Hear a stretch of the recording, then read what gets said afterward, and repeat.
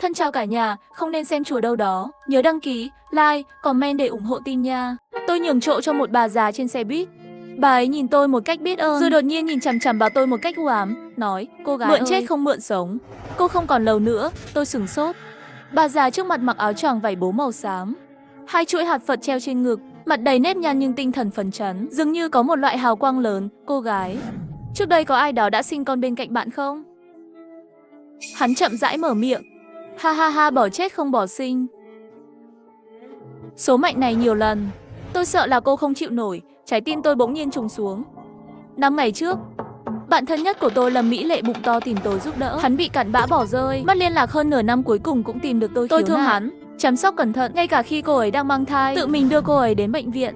Không ngờ vẫn sinh ra vào nửa đêm.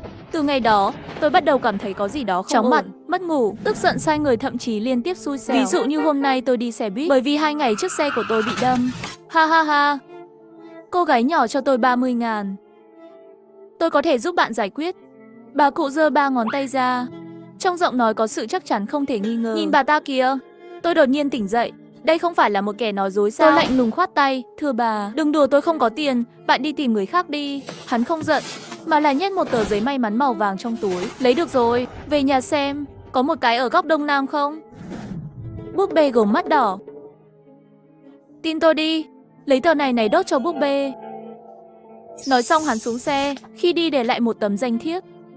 Cần tìm tôi một lần nữa. Tôi ngồi trên ghế, lòng bàn tay đổ mồ hôi. Trong lòng không thể giải thích được. Trong nhà thật sự có con búp bê mà bà ta nói sao? Tôi sẽ đến bệnh viện kiểm tra sức khỏe muốn xác nhận xem gần đây có quá mệt mỏi không. Kết quả kiểm tra sẽ sớm có. Bác sĩ nói mọi thứ đều bình thường, miễn là tôi chú ý nghỉ ngơi. Đừng thức khuya nhìn chữ sức khỏe trên phiếu kiểm tra sức khỏe. Cuối cùng tôi cũng thở phào nhẹ nhõm. Khi đi ngang qua cầu thang, tôi nghe thấy hai y tá thì thầm nói về chị Lý. Bà bầu khó tính đó đã được xuất viện chưa? Mê mông, hôm nay vừa đi rồi. Bệnh ác tính bẩm sinh của trẻ, phát hiện trước khi sinh không lâu.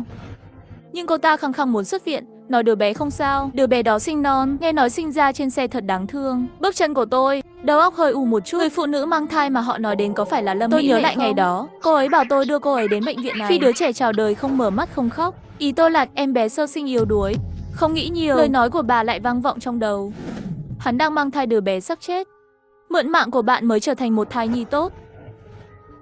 Tuổi thọ khí vận của bạn đã bị mượn hết rồi. Bạn không sống lâu đâu. Ý nghĩa của đáy lòng thẳng lên đỉnh đầu. Tôi chợt nhận ra đây có thể không phải là mê tín. Sau khi về đến nhà, tôi dùng la bàn để định hướng về phía đông, chính xác là vị trí của thư viện. Sách trên kệ sách bị tôi lật hết lần này đến nhưng lần không khác. Tìm thấy cái gọi là kho gốm mắt đỏ. Đang chuẩn bị để lại sách để xem từng cái một thì chồng đột nhiên về. Bạn đang tìm cái gì vậy? Tôi tìm sách để kiểm tra thông tin. Tôi đã chứng minh rằng tôi không đề cập đến những gì đã xảy ra trên xe buýt. Dù sao lời nói của bà nghe thật lố bịch. Hơn nữa chồng và Lâm Mỹ Lệ là hàng xóm cùng quê. Nói về hắn sẽ chỉ khiến tôi nghi ngờ. Chồng cười nhẹ nhàng đẩy tôi ra ngoài. Bạn nghỉ ngơi đi, uống nước đi, tôi sẽ giúp bạn cho tôi biết tên sách là được. Sau khi tùy tiện tiết lộ tên sách, tôi ngồi xuống sofa. Lúc cầm cốc nước lên thì vô thức nhìn về phía thư viện. Qua những cánh cửa mở, tôi thấy chồng tôi đứng trước tủ sách, dùng tay đẩy cái gì trước tủ sách thứ 3.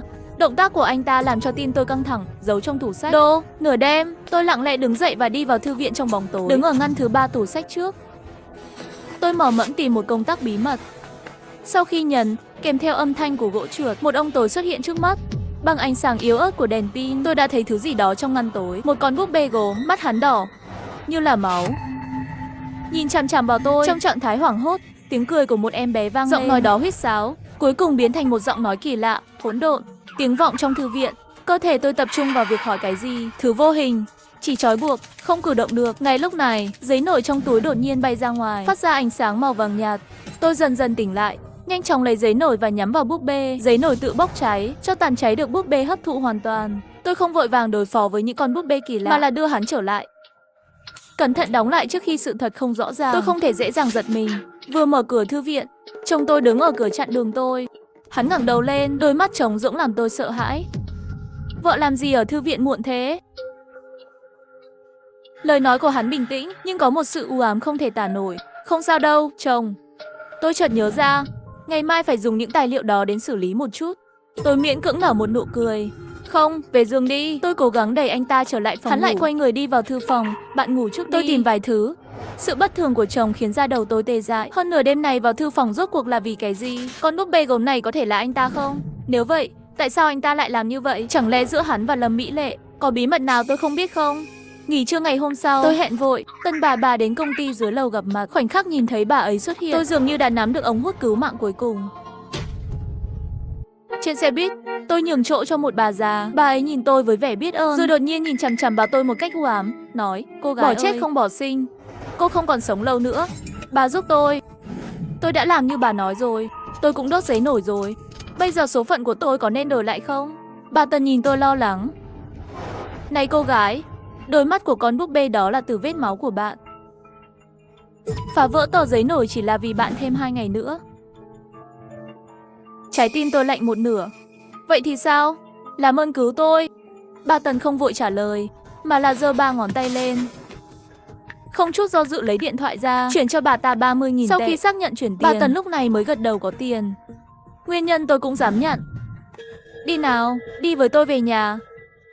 Nhà bà Tần là một tòa nhà thấp nhỏ ẩn mình. Trong nhà tối, trên tường đầy nếp nhăn.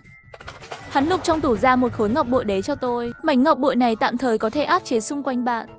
Cái ác nhưng chỉ có thể bảo vệ bạn trong một thời gian. Rồi bà ta lại nhìn tôi, nhắm mắt lại và đếm, thậm chí còn mở ra một quyển sách tài liệu dày. "Con búp bê gồm đó có thể xuất hiện ở nhà bạn không? Và bôi máu lên mắt bạn. Đã cho thấy có người đã đặt tay nặng lên bên cạnh bạn rồi. Hắn chỉ là một kết nối. Vật yến thánh lợi hại hơn vẫn còn giấu. Đó mới là nguyên nhân muốn mạng bạn." Vậy tôi phải làm gì? Lễ hội là 3, 7, 2, 11 ngày. Bạn chỉ có 3 ngày hôm nay để giải mã. Nếu bạn bỏ lỡ thời hạn, mạng của bạn sẽ được thay thế. Vậy tờ giấy đỏ này là chìa khóa. Xác minh tuyệt vời đó. Bọc nó lại. Cho máu của bạn vào. Đưa cho tôi, đốt nó đi. Đưa cho tôi một tờ giấy và vẽ một câu thần chú. Giao vào tay tôi.